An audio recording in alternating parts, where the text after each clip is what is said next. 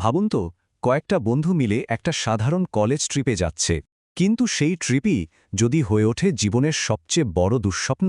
আজকে আমরা ঠিক এমনই এক হাড়হিম করা ভূতের গল্পে ডুব দেব।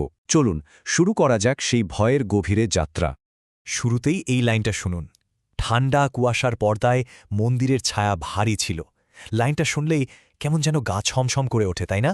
এটা যেন কানের কাছে কেউ ফিসফিস করে বলে দিচ্ছে যে সামনে কি ভয়ঙ্কর কিছু একটা অপেক্ষা করছে।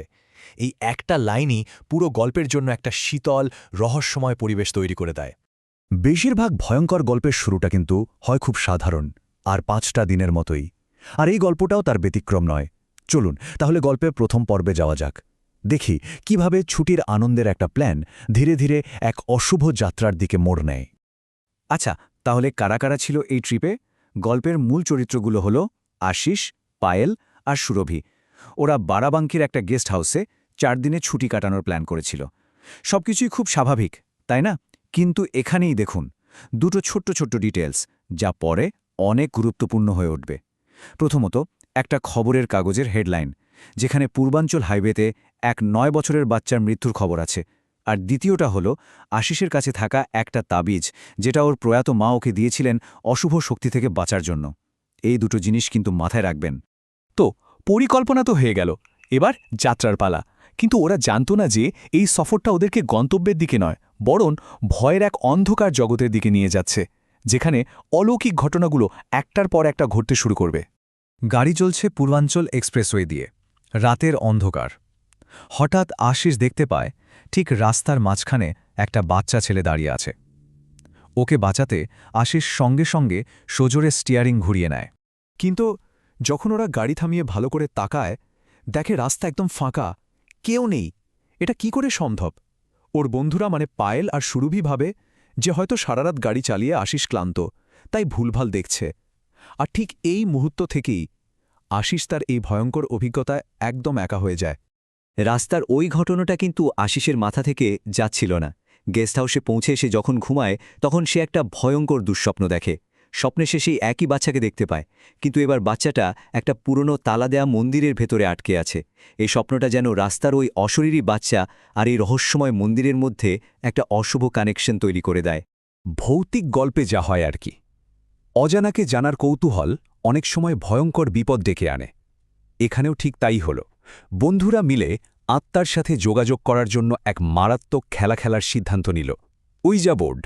ওরা খেলাটা শুরু করতেই প্ল্যানচেটটা নড়তে শুরু করে আর একটা নাম বানান করে, SONA, সোনা। নামটা দেখেই আশিস একদম আবেগপ্রবণ হয়ে পড়ে, কারণ সোনা ছিল ওর মৃত মায়ের নাম। ও পুরোপুরি বিশ্বাস করতে শুরু করে যে ওর মা ওর সাথে যোগাযোগ করার চেষ্টা করছেন। কিন্তু ঠিক তারপরেই প্ল্যানচেটটা আবার নড়ে ওঠে, আর এবার বানান করে সম্পূর্ণ অন্য একটা নাম, BACHUWA, বাছুয়া।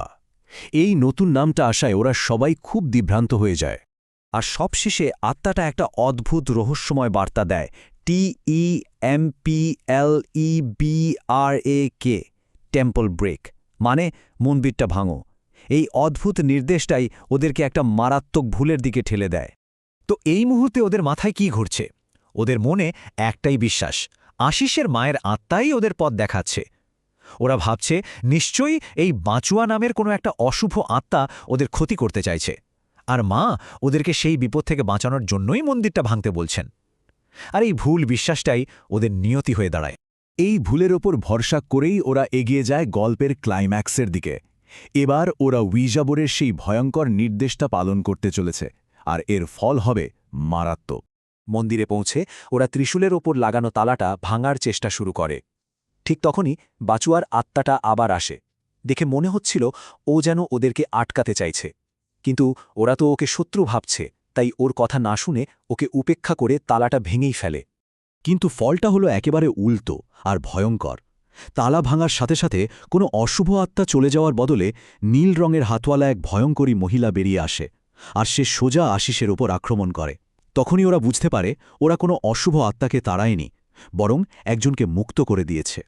ভুল তো ভাঙল, কিন্তু ততক্ষণে অনেক দেরি হয়ে গেছে। এবার গল্পের শেষ পর্ব। এখানেই সব রহস্যের জট খুলবে আর শুরু হবে জীবন মৃত্যুর এক ফাইনাল লড়াই। আর এবার সামনে আসে সেই আসল সত্যিটা, যা ওদের পায়ের তলার মাটি সরিয়ে দেয়। মানে ওরা যা যা ভাবছিল সব ছিল ভুল। যে আত্মাকে ওরা আশিসের মা সোনা ভেবে বিশ্বাস করছিল সে আসলে ছিল এক ভয়ঙ্কর সত্তা, যার নাম সোনাম। আর যাকে ওরা শত্রু ভাবছিল সেই বাছুয়াই আসলে ছিল ওদের রক্ষাকর্তা। সত্যিটা এখানেই শেষ নয়, আরও ভয়ঙ্কর হয়ে ওঠে যখন ওরা জানতে পারে যে এই সোনম নামের আত্মাই কয়েক বছর আগে ওদের বন্ধু দিব্যাংশের মৃত্যুর জন্য দায়ী ছিল। মানে ওটা কোনো সাধারণ দুর্ঘটনা ছিল না।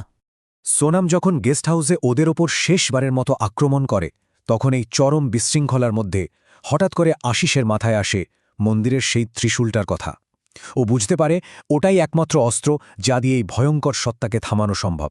এক মুহূর্ত দেরি না করে আশিস তার সমস্ত শক্তি দিয়ে ত্রিশূলটা তুলে নেয় আর বিদ্যুতের গতিতে সোনমের দিকে ছুটে গিয়ে ত্রিশূলটা ওর বুকে গেঁথে দেয়।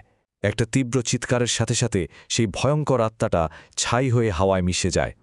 সোনাম শেষ হওয়ার পর আশিস কৃতজ্ঞ চোখে বাছুয়া দিকে তাকায়। বাছুয়া, যে এতদিন ধরে চুপচাপ ওদের রক্ষা করে যাচ্ছিল, ওর কাজ শেষ হওয়ায় একটা শান্ত হালকা হাসি দেয় আর তারপর ধীরে ধীরে মিলিয়ে যায়। এই গল্পের আসল হিরো তো সেই ছিল যাকে ওরা প্রথম থেকে ভুল বুঝে এসেছে। এই ঘটনাটা একটাই জিনিস শিখিয়ে দেয়, যে আমরা চোখে দেখি তা সবসময় সত্যি হয় না, আর অশুভ শক্তি অনেক সময় খুব চেনা মুখোশের আড়ালেই লুকিয়ে থাকে।